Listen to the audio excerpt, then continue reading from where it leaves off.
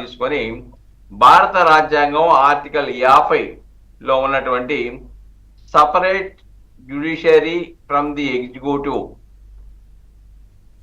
ఏదైతే ఉండాలని ఆర్టికల్ 50 చెప్తా ఉందో, ఎగ్జిక్యూటివ్ నుంచి జ్యుడిషియరీ సపరేట్గా ఉండాలి, సపరేట్ ఫ్రమ్ జ్యుడిషియరీ, ఎగ్జిక్యూటివ్ నుంచి సపరేట్గా ఉండాలనేది అది ఆర్టికల్ 15. దాని మీదే SP Gupta versus union of ఇండియాలో 1981లో ఒక తీర్పు చెప్పారు. దాంట్లో అంటే judiciary is a basic feature of the constitution.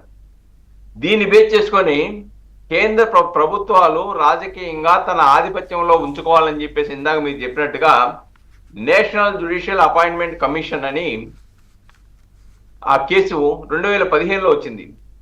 దాంట్లో ఏం చెప్పారంటే, which has sought to establish a commission to appoint judges holding that it was unconstitutional.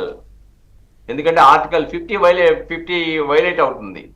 కాబట్టి ఇలాగా జ్యుడిషియరీకి ఉన్నటువంటి పవర్స్ ని కమిషన్ ద్వారా జడ్జెస్ నియామకాలు అనేది అది అన్కాన్స్టిట్యూషనల్. ఇప్పుడు అదన్నీనేమో లార్జర్ పర్సెప్టివ్ కదా, అదంతా కూడా బేసిక్స్లోకి వెళ్తున్నాం మనం. నేను అనేది ఏంటంటే ఈ కేసులోనే 14వ తేదీన రాత్రి సాయంత్రం దొరికితే ఈ 5 రోజుల్లో 6 రోజుల్లోనే ఇన్ని ల్యాప్సెస్ కనపడితే దీనికి ఎవరిని బాధ్యులు చేయాలనేది నా ఇవాళ ప్రశ్న. మీరు అన్నట్టు ఆ సెక్షన్స్ ఇమ్యూనిటీలు చాలా ఉన్నాయిలే. అది ఫైర్కి సంబంధించిన వాళ్ళు కానీ పోలీసు వాళ్ళు కానీ ఆ సమాచారం వచ్చిన తర్వాత ఉన్నతాధికారులు చీఫ్ జస్టిస్ యొక్క దృష్టికి తీసుకెళ్లారు లేదా, చీఫ్ జస్టిస్ దృష్టికి తీసుకెళ్లిన తర్వాత కూడా ఆయన వర్క్ అలాట్మెంట్ నిలుపుదల చేయకుండా చేశారంటే అక్కడ కూడా ఒక తప్పిదం జరిగింది అనేది మనకు అర్థం అవుతుంది. దాని మీద కూడా విచారణ జరగాల్సిన అవసరం ఉంది.